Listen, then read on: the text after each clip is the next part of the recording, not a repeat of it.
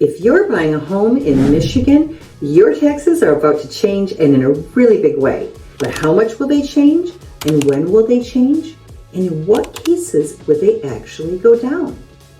You're about to find out. And if you're new here and you're new to me, my name is Luane and I'm with the Glover Agency in Metro Detroit. And I love making videos to educate my clients so that they can make the most informed real estate decisions. And if you're interested in that kind of thing, then you need to stay to the end and hit like and subscribe. And then you'll get notified every time a new video drops. I've helped hundreds of people and I can probably help you too. So it's coming up on tax time.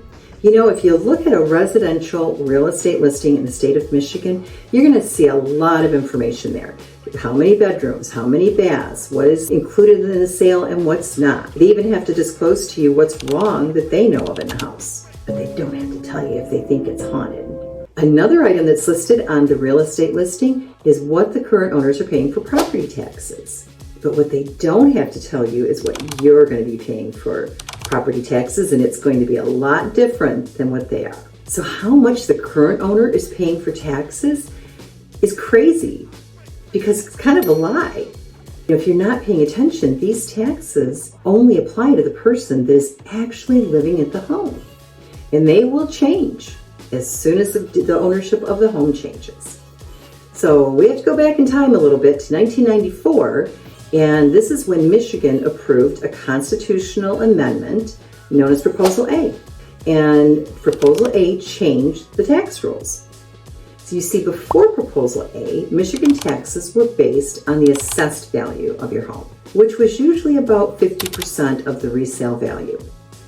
So if you bought a home for $500K, you were probably paying taxes on about $250. But fast forward 30 years, and that $250,000 home might now be worth $1 million.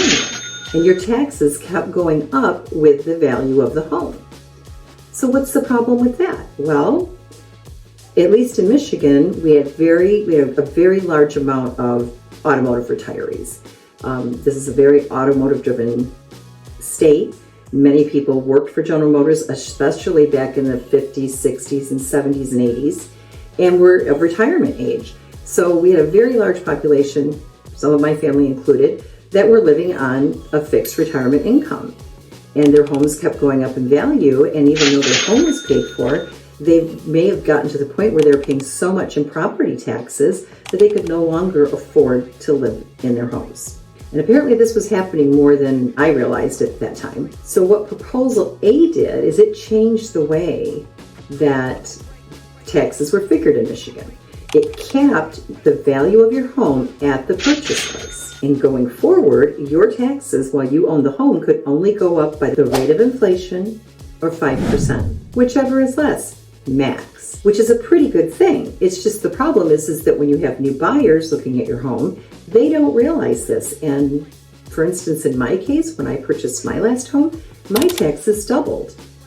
A lot of it depends on how long the current owners have owned the home and how much they're going to jump. People who owned our home before had owned it for over 20 years. So there had been no real tax adjustment for 20 years. And it's really important to know this so that you can budget for it.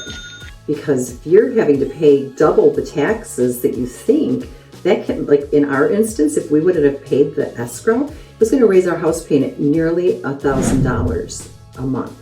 Now in the description below, I have included a complete description of the Michigan tax code, and I've included a link for you. So if you happen to be searching for a home, you can use this link to find out what the taxes will be on the homes you're looking at. All you have to do is pick out the home, put in half of what the asking price is, and then sometimes they'll ask you the school district, county, and if you're going to be occupying the home, if it's homesteaded or not, and then it will spit out the new tax code.